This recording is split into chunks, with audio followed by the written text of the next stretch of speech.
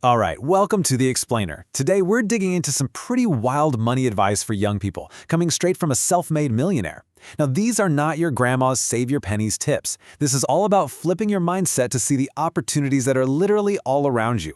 So get ready to question everything you think you know about money. Let's dive in. So, this is the big question, right? Can a teenager, right now, actually become a millionaire? Well, according to our source, the answer is a big fat yes. But here's the catch. It's not easy, but it is simple. The whole secret is learning to think in a completely different way from everybody else your age. And wow, this quote really hits the nail on the head. That little device in your hand, the one that most people are just using to scroll into oblivion, that can actually be your single most powerful tool for building wealth. The trick is figuring out how to use it right, and that all starts by totally rewiring the way you think about money in the first place. Okay, so where do we even begin with all this? We start with the most powerful tool you've got, your mindset. Because before you make a single dime, you have to completely change how you see the world around you.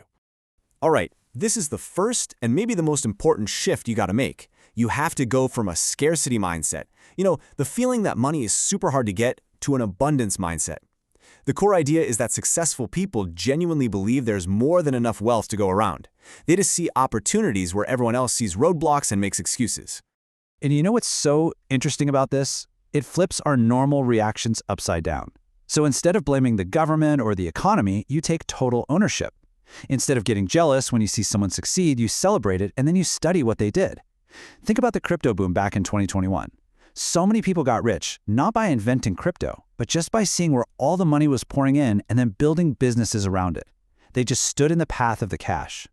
But look, that abundance mindset, it's totally useless if your ego gets in the way. The source uses this amazing analogy from the TV show Kitchen Nightmares. You've seen it, right? These restaurant owners, their businesses are literally going down the drain. They call in a world-class chef for help, and then they fight him on every single suggestion.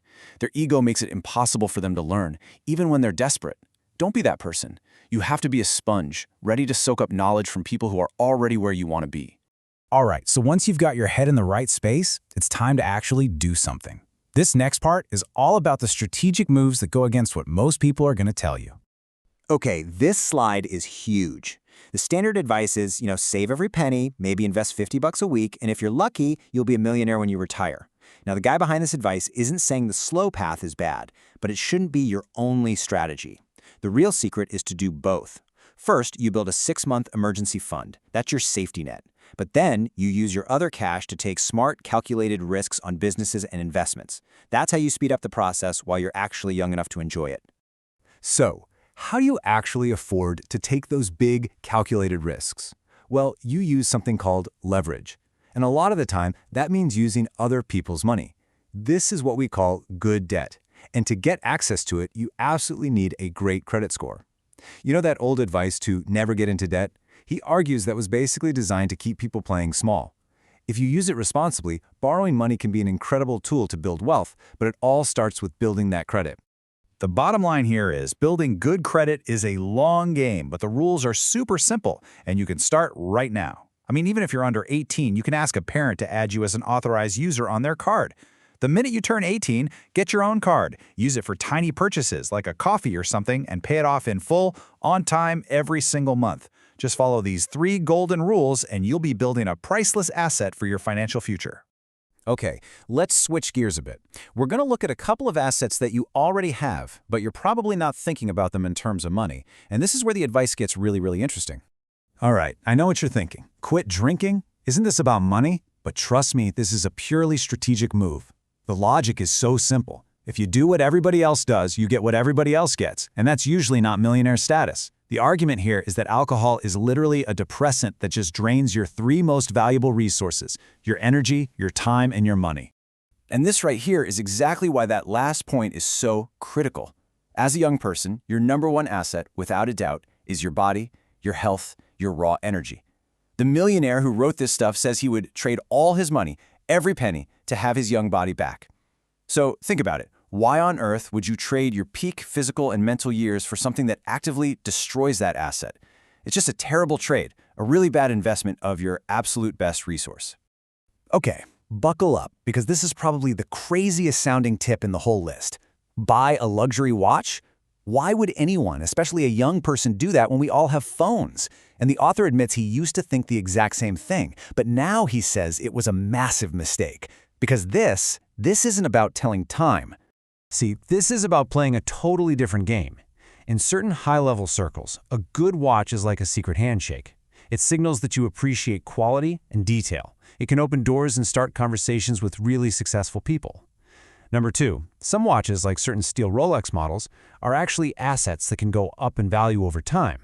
And 3, they're a very discreet way to carry and move wealth if you ever need to.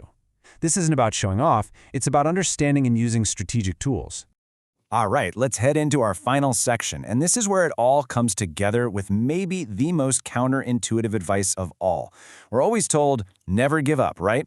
Well, this guy argues that learning how to quit is actually one of the most important skills you can have for success. You heard me.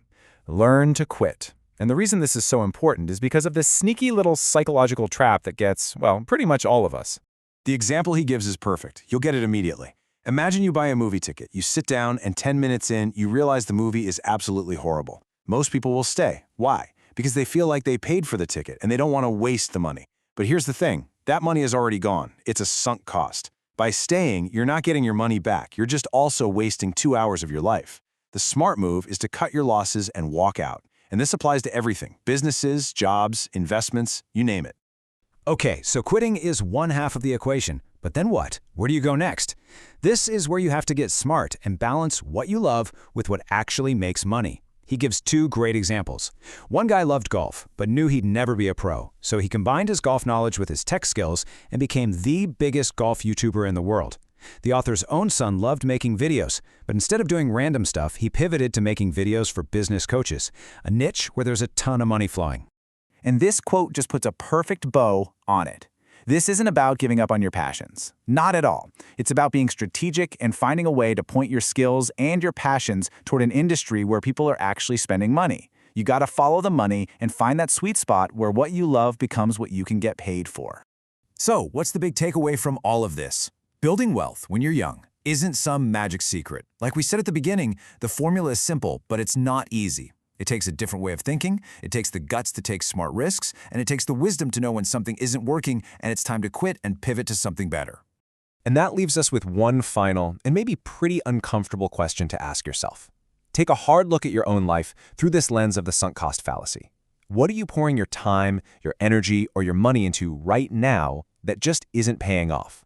Realizing what that is and having the courage to quit might just be the single most important financial decision you make all year.